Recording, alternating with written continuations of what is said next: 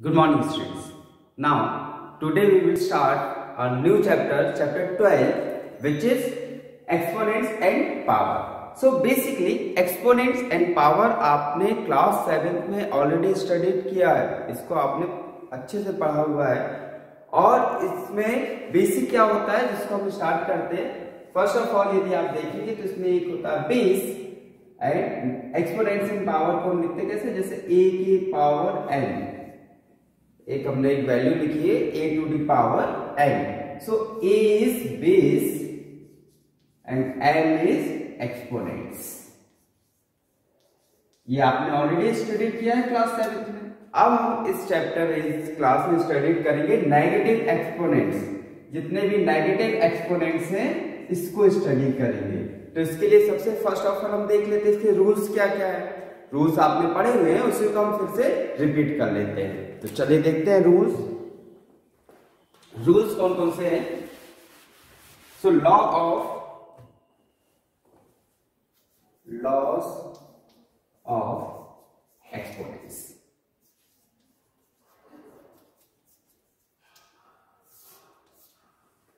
First is a to the power n into a raised to the power n। First equation हमारे पास क्या है, a raised to the power n and a raised to the power n। यहां पर आप देखेंगे तो base दोनों में क्या सेम है, बेस क्या है सेम है एंड एक्सपोनेंट्स क्या है डिफरेंट है। इसके एक्सपोनेंट्स डिफरेंट है, बेस सेम है। तो इस कंडीशन में हम क्या करेंगे, a यदि इस टाइप की यदि हमारे पास कोई कंडीशन आएगी तो जितने भी एक्सपोनेंट्स है वो क्या हो जाएंगे, ऐड हो जाएंगे। ठीक, so an n plus n। ठीक है, ये वाला एक इक्वेशन है। फर्स्ट लॉ इज कि base are equal and exponents are different. Base is equal and exponents are different, so exponents are sum. Exponents क्या हो जाएंगे, ऐड हो जाएंगे। सो इसका एक एग्जांपल देख लेते हैं। यदि मान लो मैं 4 to the power 2 and multiply by 4 to the power 3। देखिए इसको नेगेटिव वैल्यू दे देते हैं। सो 2 into 3, इसको लिखो 2 ऐड हो जाएगा तो प्लस एंड माइनस 3, ये वैल्यू आ गई। इसको यदि हम सॉल्व करेंगे तो क्या हो जाएगा, प्लस माइनस माइनस, तो 2 minus 3 and 4 to the power 2 minus 3। सो यहां पर वैल्यू क्या है, 4 raised to the power -1। क्या आ रहा है, -1 आ रहा है। अब इस टाइप की कोई कंडीशन आती है आपके पास तो एक इसमें इक्वेशन है, एक फॉर्मूला यदि हम उसको मान लें तो उसको आप नोट करके लिख लीजिएगा, क्योंकि पूरे एक्सरसाइज में ये फॉर्मूला या ये इक्वेशन हमें यूज होती रहेगी। इसमें क्या है, यदि किसी भी बेस के पावर में नेगेटिव एक्सपोनेंट्स रहेंगे, कहीं पर भी हमको नेगेटिव एक्सपोनेंट्स मिलेंगे तो वहां पर क्या होगा, वह रेसिप्रोकल वैल्यूज हो जाएंगी। मतलब कि ये क्या हो जाएगा, पॉजिटिव हो जाएगा। इसको पॉजिटिव करने के लिए जितने भी एक्सपोनेंट्स यदि नेगेटिव हैं उसको पॉजिटिव करने के लिए हम क्या करते हैं, उसको रेसिप्रोकल कर देते हैं, मतलब उसको नीचे ले आकर ट्रांसफर कर देते हैं। जिससे क्या हो जाता है, उसकी जो नेगेटिव वैल्यू थी वो किसमें आ जाती है, पॉजिटिव में कन्वर्ट हो जाती है। ठीक, तो हमने क्या कर दिया, 1 by a raised to the power n। यहाँ पर आपका जो माइनस साइन था वो क्या हो गया, ट्रांसफर होकर पॉजिटिव हो गया। क्लियर हुआ। तो इसको आप स्टार मार्क करके रख लीजिएगा और नोट करके रख लीजिएगा, क्योंकि सभी पूरे एक्सरसाइज में हमको पूरे चैप्टर्स में ये चीज यूज होगी। ठीक, तो जैसे यहाँ पर आप देख रहे हैं 4 - 1, सो यहाँ पर क्या हो जाएगा 1 by नेगेटिव एक्सपोनेंट्स था उसको हमने ट्रांसफर कर दिया तो क्या हो गया, 1/4 हो गया। क्लियर हुआ। चलिए नेक्स्ट देख लेते हैं।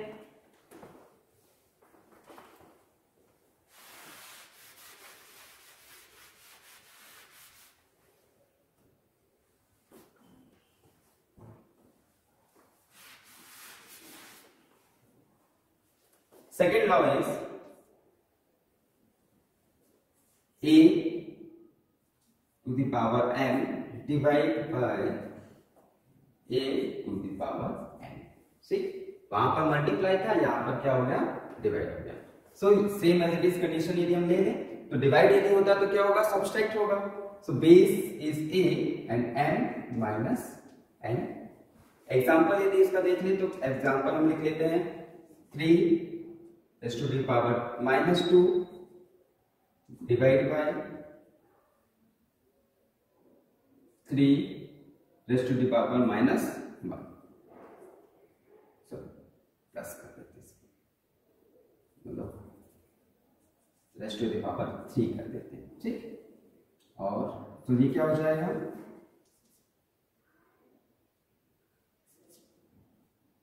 3 -2 एंड -3 ये हो जाएगा। यहां पर आप इसको सॉल्व कर लीजिए तो क्या हो जाएगा, 3 minus minus plus, so -5।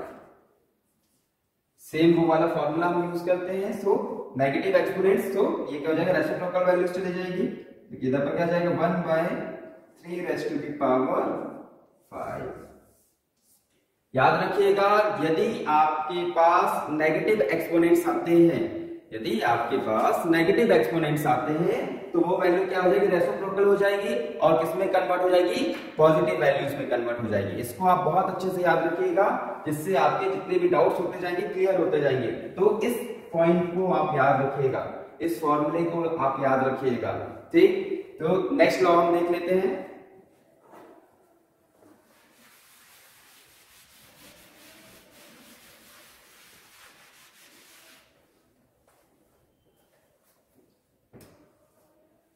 Third law is a raised to the power n a multiply by b raised to the power n। अब यहां पर एक देख रहे होंगे आप, बेस चेंज हो गया, exponents are same and base are different. Base क्या है, डिफरेंट है, एक्सपोनेंट्स क्या है, सेम है। तो इस कंडीशन में क्या होगा, a into b raise to the power n, ठीक। यहां पर बेस मल्टीप्लाई होंगे और एक्सपोनेंट्स सेम हो जाएगा। तो इसका एग्जांपल देख लेते हैं। Example is 2 raise to the power 3 -3 कर दे इसको, into 3 raise to the power -3, ठीक। Exponents are same, base are different, तो इधर पर सॉल्व कर लो आप, क्या हो जाएगा, 2 into 3 raise to the power -3, 2 into 3 6 to the power -3, same वही इक्वेशन हम लगा देते तो क्या हो जाएगा, 1/6 raise to the power. Clear हुआ। इस टाइप के यदि इक्वेशन आती है हमारे पास तो हम इस लॉ का यूज करेंगे, लॉ नंबर 3। क्लियर हुए।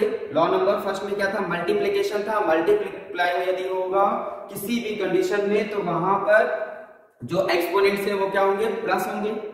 यदि सब्सट्रैक्ट हो रहा है, बेस सेम है, एक्सपोनेंट्स डिफरेंट है, तो वहां पर सब्सट्रैक्ट होगा, सॉरी डिवाइड यदि हो रहा है तो वहां पर क्या होगा, सब्सट्रैक्ट होगा। एंड देन यदि base are different, base different है, बेस क्या है, डिफरेंट है, और एक्सपोनेंट सेम है, तो बेस मल्टीप्लाई होंगे और एक्सपोनेंट सेम हो जाएगा, ठीक। तो इस टाइप से थर्ड लॉ हो गया। नाउ नेक्स्ट लॉ हम देखते हैं, law number 4। Law number 4 is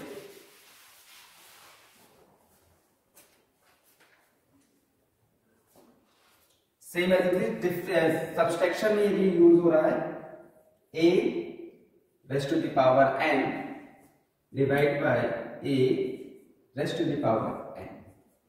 इस टाइप की कोई कंडीशन आती है तो सॉरी इसको b लिख लीजिए, base are different, base is different, so a into b, sorry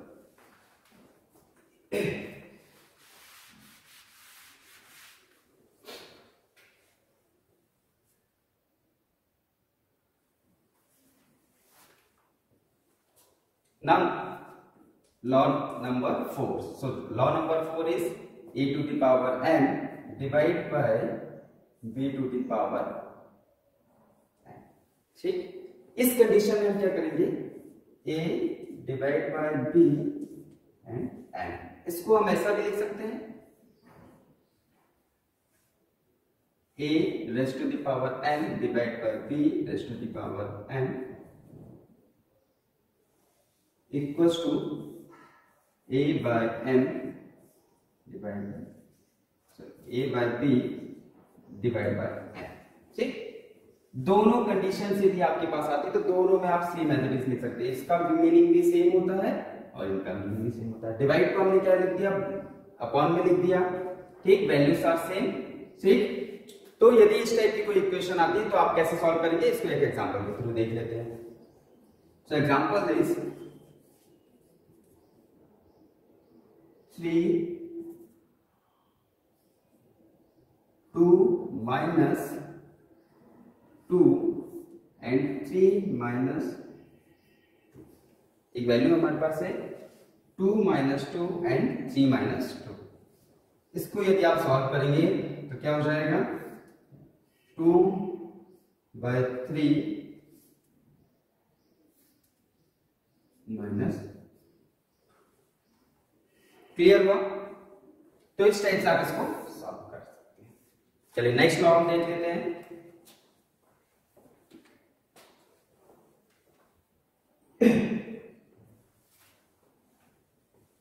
law number 5, law number 4 clear हो गया आपका।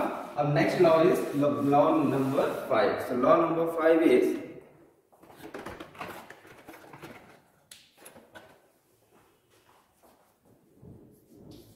अब यदि लॉ नंबर 5 क्या है कि यदि आपके पास कोई कंडीशन आती है कि बेस के में भी पावर है एंड इसके भी पावर में है n, ठीक, दो पावर्स यहां पर यूज हो रही है, एक बेस के साथ में पावर लगी है और एक दोनों के साथ में पावर लगी है। तो इस टाइप की यदि कोई कंडीशन आती है तो क्या होगा, इसमें जो भी एक्सपोनेंट्स हैं वो क्या हो जाएंगे, मल्टीप्लाई हो जाएंगे, तो m into n। इसको यदि आप देखें तो क्या हो सकता है, जैसे मेरे पास एक एग्जांपल है, एग्जांपल यदि आप देखें तो एग्जांपल से क्लियर हो जाएगा। 4 to the power 2 and 3 कर लेते हैं, ठीक, दो पावर्स लगी है। तो यहां पर क्या हो जाएगा, 4 raised to the power 2 into 3। Solve कर लीजिए, कितना हो जाएगा, 4 to the power 2 into 3 6, ठीक, ये क्या हो जाएगा हमारा, क्लियर हुआ। इस टाइप से यहाँ पे 5 लॉज है जो आपको एक्सरसाइज में यूज होंगे। नाउ एक सबसे इंपॉर्टेंट रूल है इसका कि यदि कोई वैल्यू, इसका रूल नंबर 6 आप लिख सकते हैं कि बेस का जो एक्सपोनेंट्स है वो 0 है। If base exponents are 0 so value is 1। इसको आप हमेशा याद रखिएगा। यदि किसी भी बेस की एक्सपोनेंट्स 0 है, किसी भी बेस की एक्सपोनेंट्स 0 है, सो उसकी वैल्यू 1 होती है, 0 नहीं होती। इसको आप हमेशा याद रखिएगा, क्योंकि इस कंडीशन में हम कंफ्यूज हो जाते हैं कि 0 लिखा है तो 0 की वैल्यू 0 होती है, लेकिन इधर पर क्या होता है, यदि exponent 0 so value are 1। Clear हुआ, 6 लॉस क्लियर हुए। चलिए नेक्स्ट देख लेते हैं हम इसके स्टैंडर्ड फॉर्म।